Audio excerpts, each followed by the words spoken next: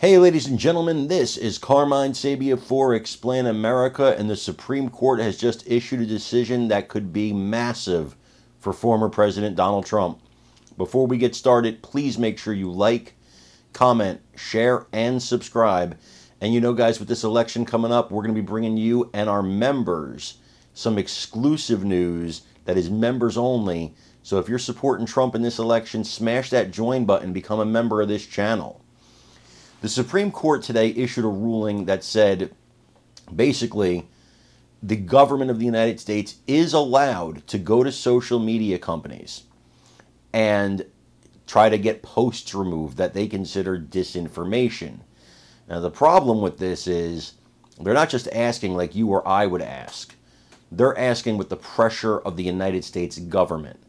And that's a whole different thing. Now, Justices Thomas and Alito and Gorsuch, they disagreed on this decision and they dissented.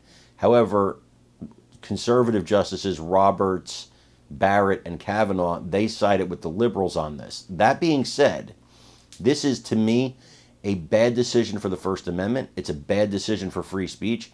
It's a bad decision for conservatives. But there is a silver lining to this cloud, in that it could be a good decision for Donald Trump, because if you look at what the court is saying, they're giving broad powers to the government here. Well, Trump, in his immunity case, is arguing broad government powers, broad executive powers. If they follow that line of thinking, well, then they have to extend that to the former president of the United States and the executive power he had at the time he did what he did during the election. So if you follow by that logic, while we are smarting at this decision today, which I think was tremendously incorrect, but I will say was decided basically on standing and not on the merits, even still, not a great decision. But the silver lining is it could be fantastic for Donald Trump when it comes to immunity. I want you to watch this clip on the ruling and the details, and then leave me your comments. Let me know what you think.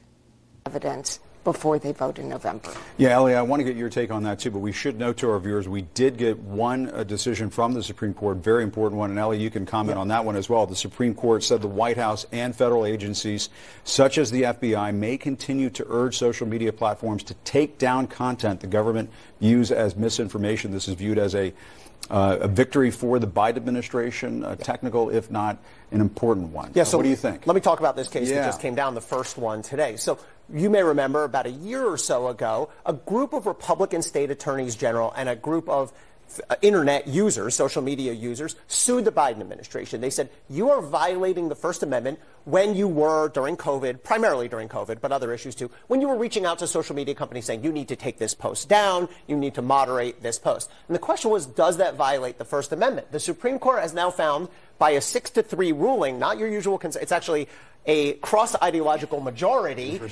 that the people who sued do not have standing, meaning state AGs and people who may use Twitter or Facebook, you don't have enough of an injury from this to even bring the lawsuit. So they didn't even reach the First Amendment question, the First Amendment merits.